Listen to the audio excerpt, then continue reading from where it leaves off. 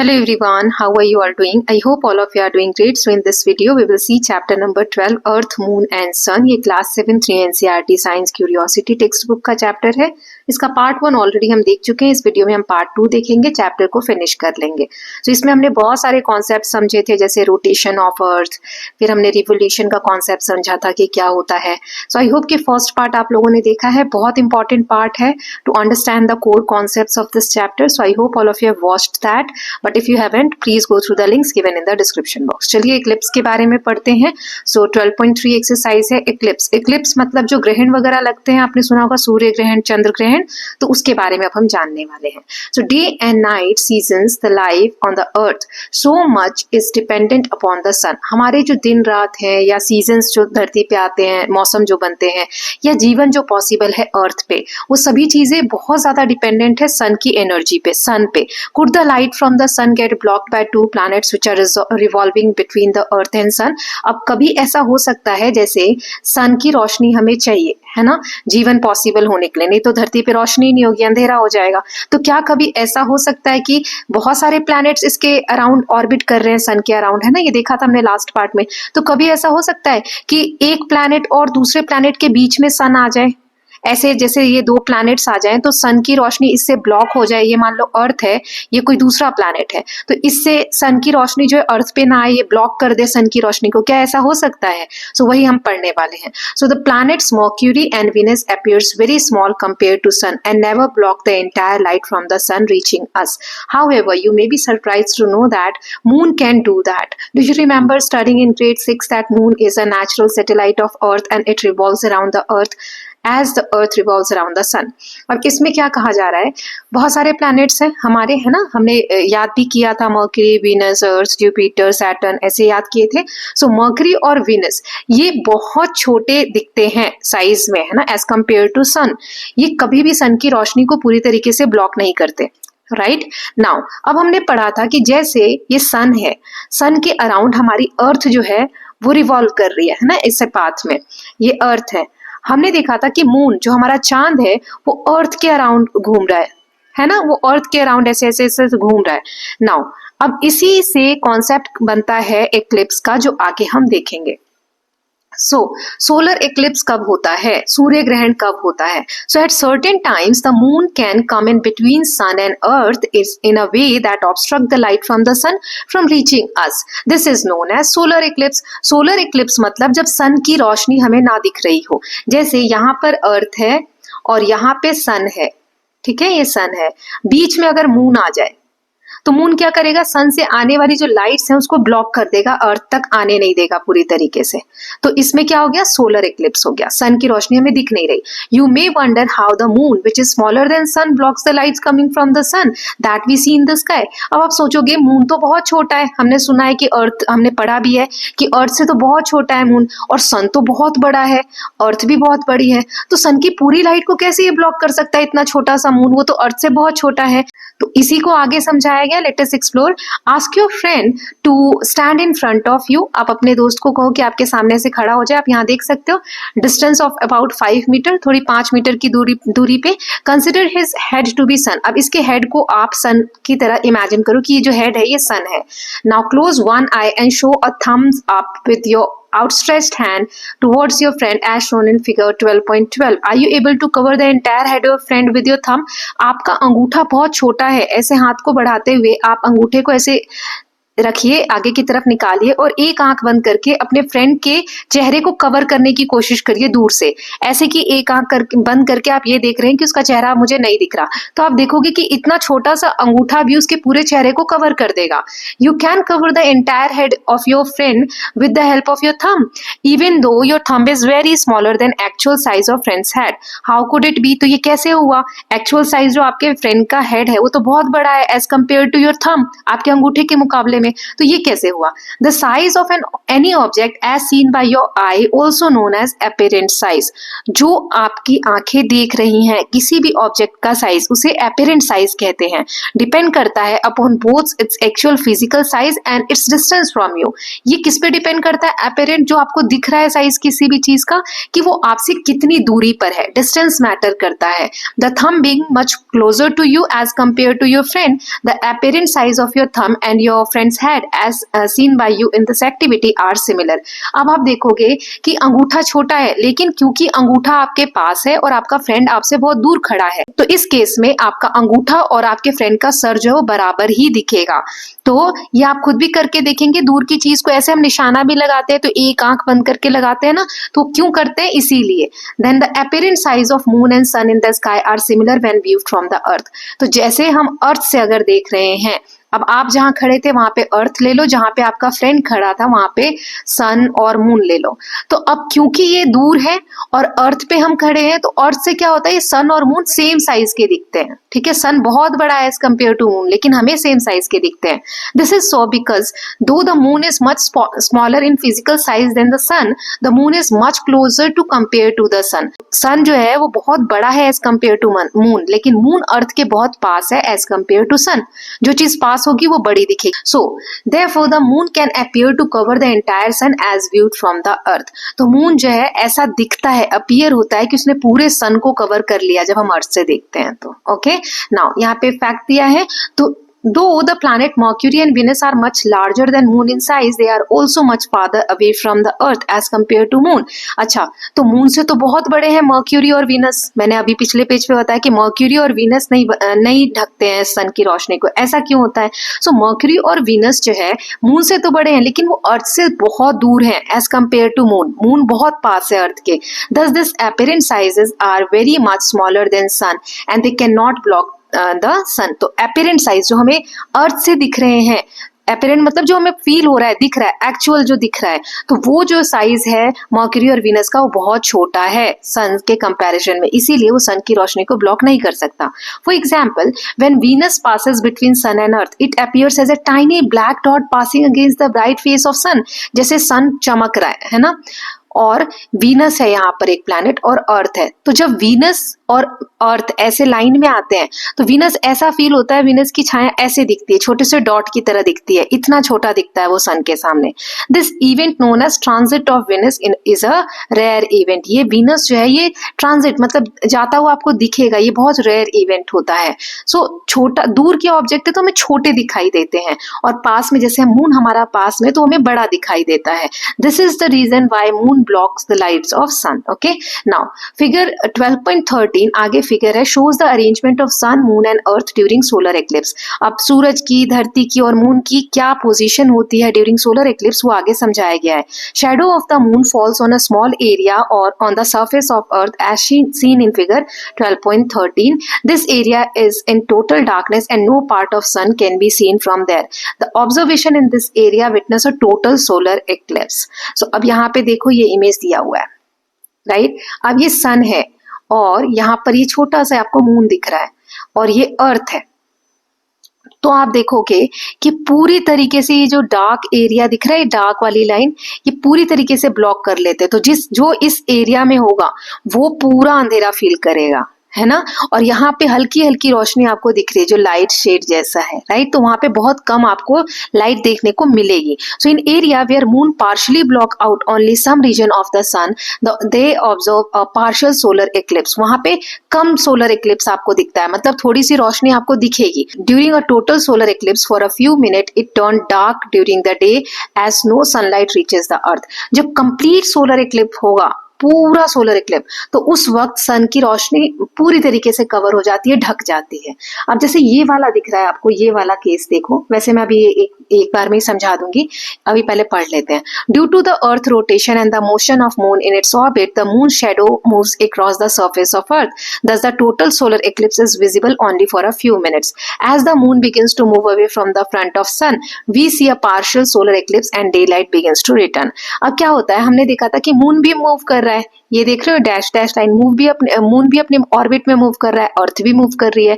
तो इस वजह से एक जैसा नहीं रहता है, कभी पूरा डार्क रहता है और कभी आपको थोड़ी सी सन की रोशनी दिखने लगेगी और फिर से दिन दिखने लगेगा। जैसे ये वाला देखो, टोटल एक सोलर इक्लिप्स है, इसमें सन जो है पूरी तरीके से उसकी जो परछाई है वो पूरी तरीके से उसकी लाइट ब्लॉक हो जाती है और एकदम डार्क पैच ऐसे दिख रहा है।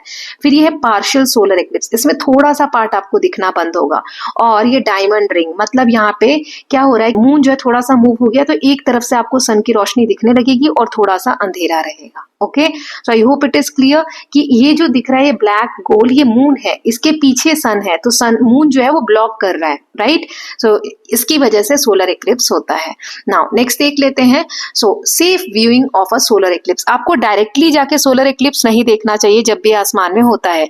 ड्यूरिंग अ सोलर इक्लिप्स, ये क्वेश्चन दिया है, one might be tempted to look at the sun thinking that it wouldn't be strong enough to cause harm to our eyes. हम सन की तरफ देखने की कोशिश करते हैं, हमें क्योंकि क्यूरियोसिटी होती है ना, कैसा दिख रहा है, मुझे भी देखना है।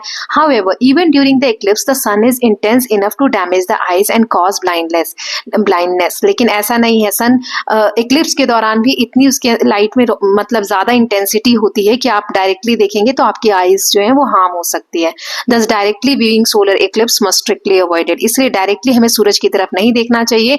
Also, do not view it through sunglasses, binoculars और telescope. हमें सन ग्लासेस की मदद से या बाइनोकुलर्स या टेलीस्कोप वगैरह से भी नहीं देखना चाहिए। Usually astronomy organization such as planetaria and astronomy clubs hold eclipse viewing events during a solar eclipse. इस तरीके से public solar eclipse viewing organize की जाती है जगह जगह। जैसे ऊटी का, तमिलनाडु का एक इमेज दिया है, यहाँ पर बॉल विद मिरर, इसमें एक बॉल है जो मिरर है और यहाँ पर इससे छाया बन रही है यहाँ स्क्रीन पे, तो डायरेक्टली ना देखते हुए आप स्क्रीन पे देख सकते हैं सन की इमेज को। Okay, now participating in such events is the best way to observe a solar eclipse since the organizer not only provided specialized eye protection for solar viewing but also offer scientific explanation. इस तरीके के events में जब आप जाते हो तो आपको scientific explanation देखने को मिलता है कि किस तरीके से eclipse वगैरह होते हैं और अलग जो protection होता है solar lights को देखने के लिए, उसमें जो भी specialized techniques चाहिए वो आपको दी जाती है।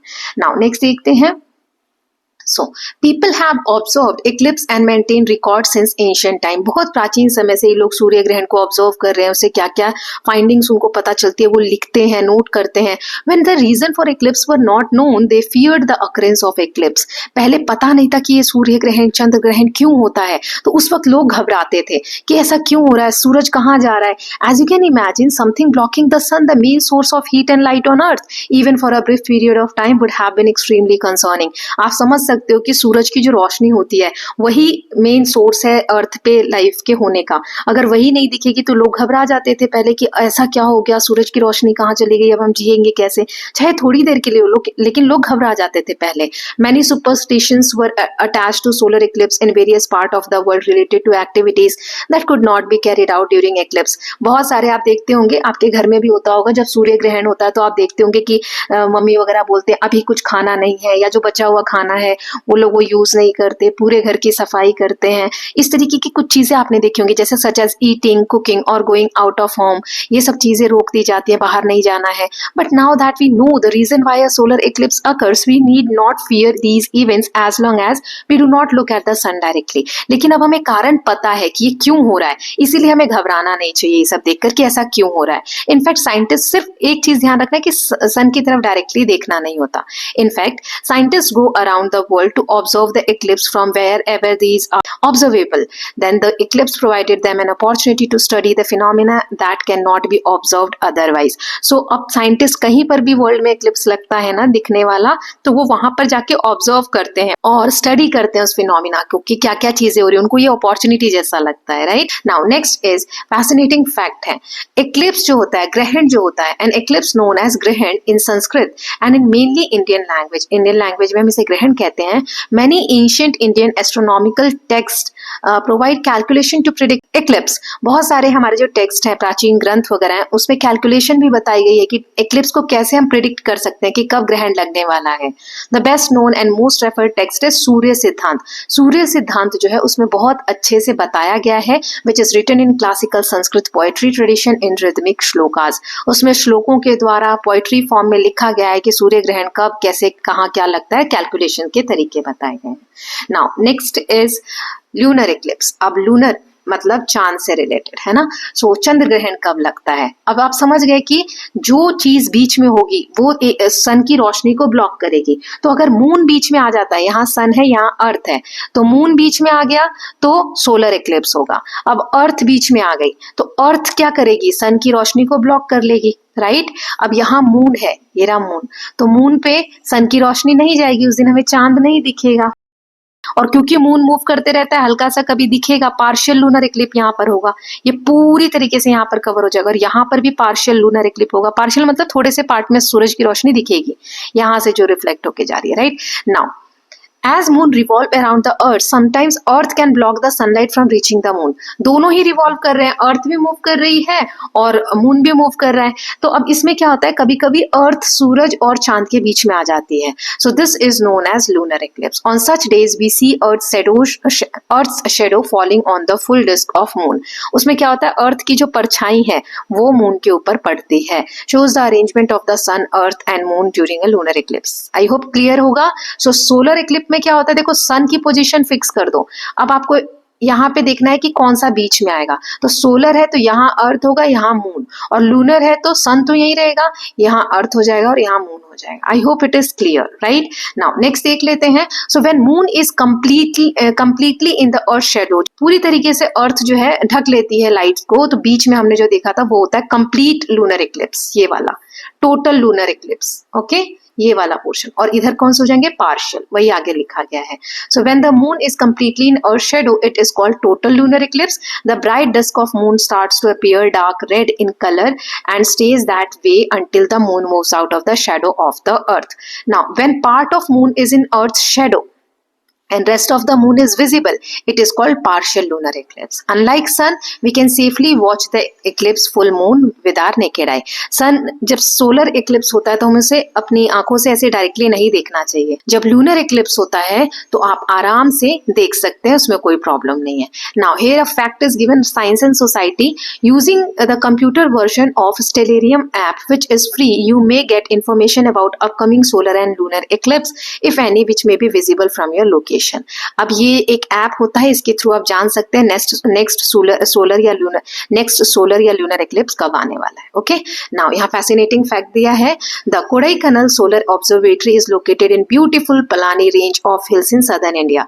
ये देखो ऑब्जर्वेटरी है, यहाँ से ऑब्जर्व किया जाता है, जैसे सोलर ऑब्जर्वेटरी सन को ऑब्जर्व किया जाता है। ये 1899 में बना था and provided data about sun for over 100 years. 100 साल लगभग इसने डेटा प्रोवाइड किया सन से related. It is operated by IIA Indian institute astrophysics Bengaluru, ये इसको ऑपरेट करते हैं।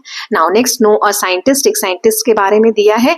MK Vainu Bappu is known as father of modern Indian astronomy. इन्हें आधुनिक जो हमारी एस्ट्रोनॉमी है उनके जनक कहा जाता है। He led efforts in setting up many instruments and telescopes in India. इन्होंने बहुत सारे इंपॉर्टेंट टेलीस्कोप या इंस्ट्रूमेंट सेटअप किए हैं इंडिया में, such as telescope at Manora peak near Nainital Uttarakhand, यहाँ पर उन्होंने एक टेलीस्कोप एस्टैब्लिश किया।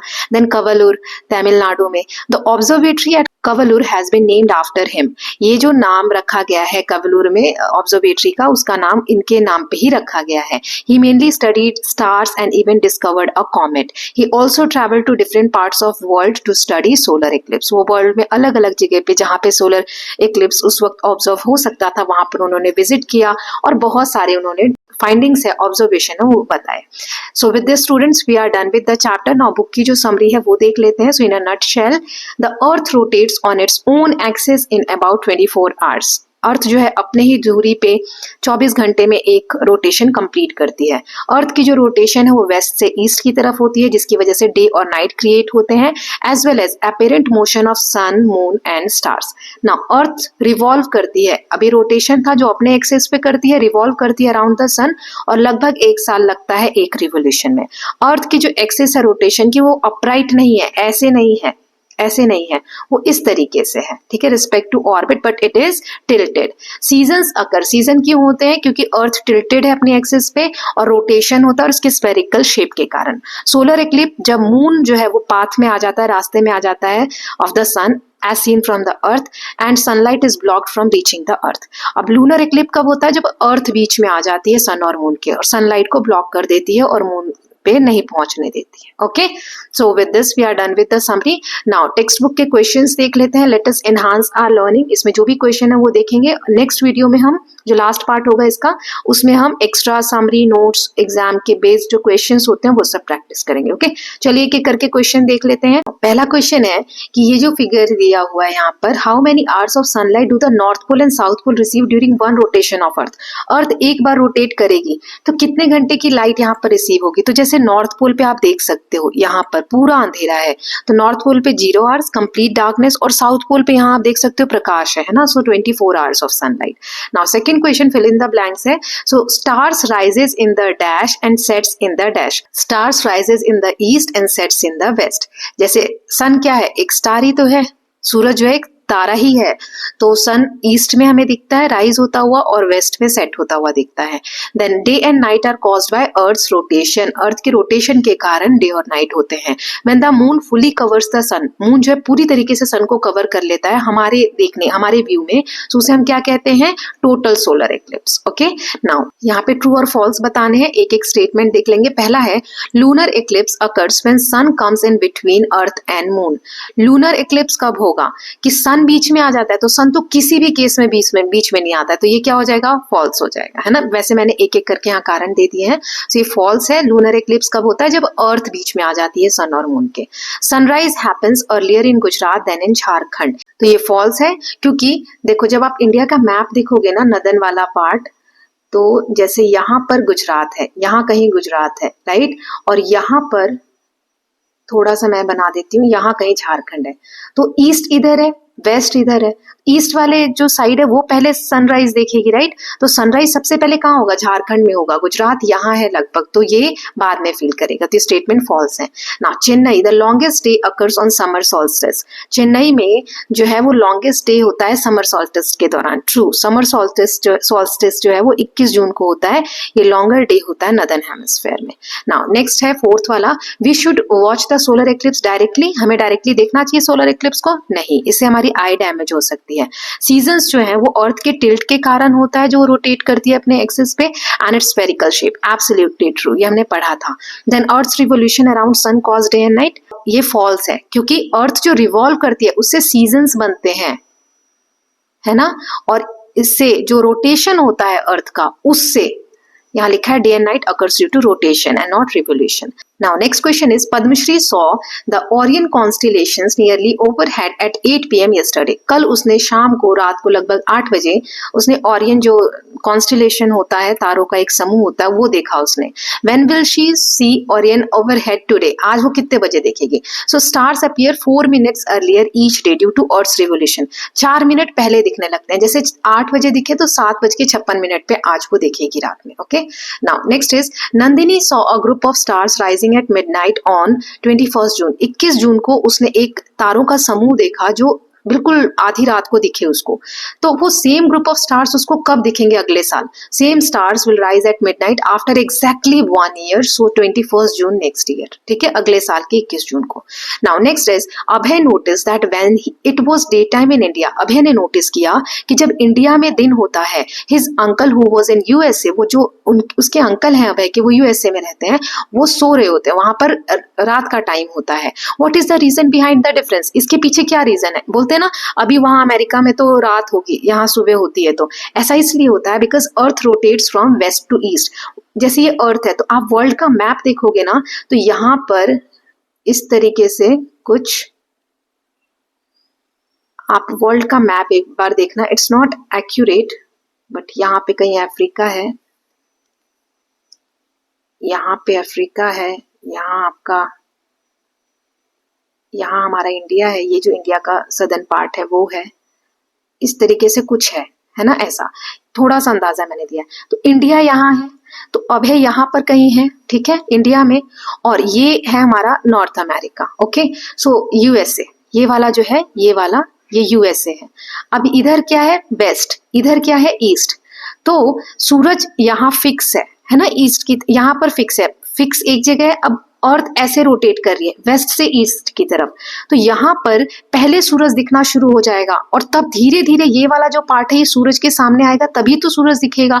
तो यहाँ दिन हो रहा है और यहाँ पर क्या हो रही है, रात हो रही है, क्योंकि यहाँ इस वाले पार्ट में सूरज विजिबल नहीं है। I hope it is clear, right. So India faces the sun earlier, India वाला जो पार्ट है सन को पहले देखेगा, while USA is still in darkness, USA में अभी भी अंधेरा है। This causes day time in India and night time in USA. I hope it is clear. Now next देखते हैं। So 4 friends used to following ways to see solar eclipse, who among them was being careless. यहाँ पर 4 दोस्तों के बारे में दिया है, वो लोग सोलर इक्लिप्स देख रहे हैं, तो आपको बताना है कौन सा उनमें से केयरलेस है। Ravi Kiran used a solar eclipse goggle, उसने सोलर इक्लिप्स गॉगल यूज किए हैं। Then Jyoti used a mirror to project the sun image. Aditya saw the sun directly with his eyes.